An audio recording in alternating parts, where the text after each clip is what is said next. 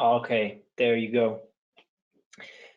So my final notes here are that here in the Resco wiki page, which you can access through docs.resco.net, and which is a great source of all information Resco technology related, there is also a section about our releases, and you can find full release notes with all the features that we have added, not only the ones we've mentioned in this webinar, but of course the full list here on the page.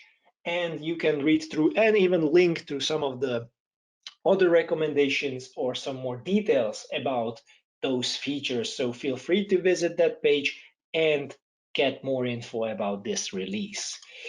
Also, please let us know. I think we already asked you a lot of questions through the polls, but if there is a feature when you've seen the full list today, which you would like to use, which you like the most, again, let us know through the questions.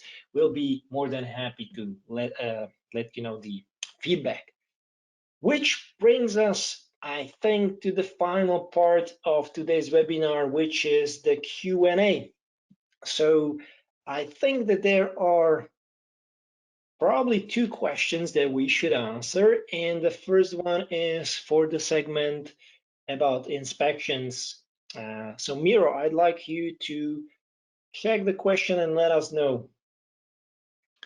Yeah, I confirm I have the question, and I believe it's the one I'll be reading. Hi, Resco team. Will this be coming to Dynamics backend too, or is it only possible running on Resco Cloud? So I believe that this was in relation to my segment and to the defining report capability in Questionnaire Designer. So maybe I'll try to make it clear. So the possibility to pick a theme, edit styles of the theme, and edit layout of the question groups, that's possible to do on every backend that Resco supports. That's Resco Cloud, Dynamics, Salesforce. But the ability to preview the report directly in the Questionnaire Designer, this currently runs only on Resco Cloud as a Resco Cloud service. So I hope this brought some light into the situation, and it's a little more clear.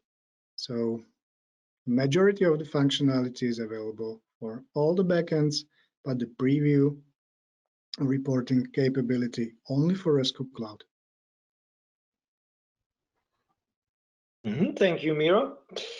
And I would also like to ask Zuzka if she can answer perhaps the question about the HMT1 device. I'm not sure we will have answer to that, but what do you think, Zuzka? Yeah, thanks. The question is from Carl. Thanks, Carl. The question is HMT1 available in Canada? Well, we are not the hardware provider, but our partner Barcotech, I believe they deliver all around the world, but we can check this out and follow up with you, or you can check on their website, barcotech.com, I believe.